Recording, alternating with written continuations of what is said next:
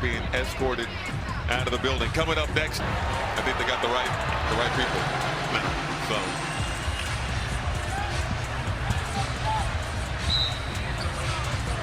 Thursday night at Gainbridge Fieldhouse turned into one of the most chaotic games of the WNBA season as the Indiana Fever hosted the Las Vegas Aces for the third and final meeting of their season series. Caitlin Clark had an opportunity twice to seal the deal, and on top of that, who knows what kind of drama is coming later tonight into tomorrow from the Las Vegas Aces. Well, 2 Indiana Fever fans got kicked out of this game. This is them getting escorted out. Indiana had already won the first 2 matchups, beating the defending champions in Las Vegas by an average of more than 25 points each time. A third win would have completed a rare season sweep of the Aces. Instead, the night ended in overtime, decided by a player who had barely been a factor for the first 39 minutes of the game. Both teams arrived in good form. Indiana entered at 19 wins and 11 losses, having won 9 of its previous 12 games. Las Vegas came in at 21 wins and 9 losses, winners of 9 of its last 13, even counting the 2 earlier losses to the Fever. Much of the pregame attention centered on Kelsey Mitchell, who was coming off a 37-point outing in a loss to the Minnesota Lynx just days earlier, a game that had snapped a 5-game Indiana winning streak. Mitchell entered having scored at least 20 points in 14 consecutive games, one shy of the WNBA record for consecutive 20-point games, a mark currently held by Aces star A'ja Wilson. Clark spoke about Mitchell's scoring streak before the game, saying it made her own job easier since she could simply get her the ball. The opening quarter was a defensive grind between 2 of the league's top-ranked offenses. Las Vegas held Indiana scoreless from 3-point range for the first several minutes and forced 4 turnovers, but shot just 35% itself. Gray scored 5 of the Aces' points in the frame, including a late 3-pointer that cut an early deficit to 1. Jewell Loyd then drove to the basket, finished through contact, and completed a 3-point play to tie the game at 18. Boston answered in the closing seconds with a floater, and Indiana closed the quarter ahead 20-18, with Monique Billings and Boston each contributing 6 points in the frame. Indiana kept building in the second quarter, putting together one of its best stretches of the season. The Fever pushed their lead out steadily and eventually opened a 20-point advantage, 42-22, putting the defending champions in real danger of a blowout loss on the road. But Las Vegas guard Jackie Young would not let the game get away. Young closed the half on a personal surge that set a franchise record, scoring 15 consecutive points for Las Vegas as part of a 15-0 run that cut the deficit down to 5. Indiana still carried a 42-37 lead into the locker room at halftime, aided by 9 more points from Boston in the period. Young did not stop when the break ended. She scored the Aces' first basket of the third quarter, then added 5 of their next 7 points, capping the sequence with a contested 3-pointer over Caitlin Clark that gave Las Vegas a 44-42 lead. Altogether, Young scored 20 points across roughly a 4-minute stretch spanning the end of the first half and the start of the second, single-handedly erasing what had been a 20-point deficit and flipping the game's entire complexion. It was midway through that third quarter that the game stopped for several minutes and briefly became the story of the night for reasons that had nothing to do with the score.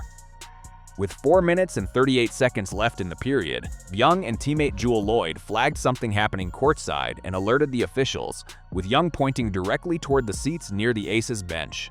Security escorted a woman sitting in the front row, directly across from the Aces bench, out through a tunnel. She was brought back to her seat a few minutes later, and 2 men seated near her were then removed from the area. Details of what triggered the incident remain limited. An Aces spokesperson told reporters the removed fans had directed inappropriate comments toward Young. Young herself told reporters afterward that a fan had been chirping throughout the game, and that, at a certain point, she felt he had crossed a line, though she declined to specify what was said. Broadcasters covering the game on the Prime Video telecast reacted approvingly in the moment, framing the ejection as a consequence for fans who assume that paying for courtside seats shields them from accountability. The Indiana Fever offered a different account after the game. In a statement, the organization said that following a report of a comment directed at a player, arena security spoke with the fan involved and with witnesses, and determined there had been no violation of the arena's fan code of conduct. According to the Fever, the fan was not removed from the building but chose to leave on his own, and the organization considered the matter closed. Once play resumed, Las Vegas kept its momentum. Indiana went 7 consecutive possessions without scoring during the quarter and did not make another field goal for close to 6 minutes. Wilson, who had struggled through the first half, finally found her rhythm late in the third, scoring 4 straight points to push Las Vegas out to a 54-49 lead, its largest of the game to that point. The Aces carried that momentum through the rest of the period, eventually taking a 56-51 lead into the fourth quarter and holding Indiana to its second lowest scoring quarter of the entire season.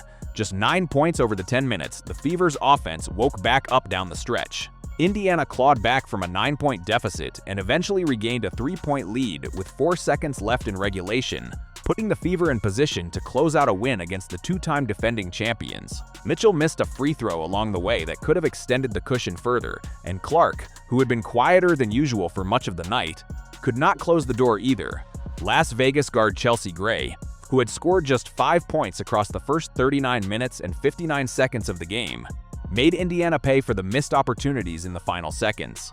Gray drilled a 3-pointer at the buzzer to tie the score and force overtime, silencing a Gainbridge Fieldhouse crowd that had appeared ready to celebrate a season sweep. The extra period went back and forth between the two teams. Wilson, who had shot just 7 of 21 from the field through regulation, came alive in overtime, scoring 8 points on 3 of 4 shooting to help keep Las Vegas within reach. Mitchell delivered a go-ahead basket for Indiana with just over 30 seconds remaining, putting the Fever up 84-83. But on Indiana's ensuing possession, 6 seconds left and the Fever clinging to that 1-point lead, Clark lost control of the ball. Wilson came up with the key defensive stop that turned the turnover into a final possession for Las Vegas, and Young got the ball back to Gray with time running out. Gray calmly buried her second buzzer-beating 3-pointer of the night, this one to win it, giving the Aces an 86-84 victory. According to research cited by ESPN, Gray became the first player in WNBA history to hit a game-tying buzzer beater at the end of regulation and a game-winning buzzer beater at the end of overtime in the same game. Mitchell finished with a game-high 28 points to lead all scorers for Indiana. Boston added 21 points and 12 rebounds for her latest double-double, a night in which she contributed all over the box score from the opening tip through the final possession of regulation. Clark finished with 20 points and 8 assists, but her 8 turnovers, including the decisive one in overtime, defined the way the game slipped away in the final minutes. On the Las Vegas side, Wilson closed with 26 points and 13 rebounds, despite the rough shooting night that preceded her overtime surge. Young finished with 22 points and 9 assists, and Gray's 11 points came on a perfect 3-for-3 shooting night from beyond the arc, with both of her makes landing at the most important possible moments of the game. The result improved Las Vegas to 22 wins and 9 losses on the season, moving the Aces to 13 wins and 4 losses within the Western Conference. Indiana fell to 19 wins and 12 losses. Despite the loss, the Fever still closed out the season series against the defending champions 2-1. For Las Vegas, the comeback marked a bounce-back effort after the Aces had dropped their previous game, an 84-83 road loss to the Chicago Sky on Saturday, a result that snapped a 7-game winning streak over Chicago, despite 36 points and 12 rebounds from Wilson. The win also followed a standout individual performance from Young earlier in the week, when she recorded a triple-double of 28 points, 11 rebounds, and 10 assists in a win over the Atlanta Dream. The game carried an added layer of significance beyond the standings. Several players on both rosters are headed to represent the United States at the FIBA World Cup in Germany next month. Clark and Boston are among a group of players who will make their first appearances for the senior national team at a major international competition, while Wilson, Gray, and Young, all past Olympic gold medalists, round out a roster stacked with talent from Thursday's game. For one night, though, club rivalries took precedence over any shared national team future, and it was Las Vegas that walked away with the result that mattered most in the standings. Both teams now turn to the next stop on their respective schedules. Las Vegas travels to face the Minnesota Lynx on Saturday, while Indiana heads to Chicago to play the Sky the same day. For the Fever, the loss serves as a reminder that a 20-point cushion built over the first half of a game means little if it cannot be protected in the final minutes, and that a 3-point lead with seconds remaining is not automatically safe against a champion still capable of finding one more basket. For the Aces, the result stands as further proof that as long as Chelsea Gray is on the floor with the game on the line, no deficit is truly safe, and no lead is fully secure until the final horn sounds.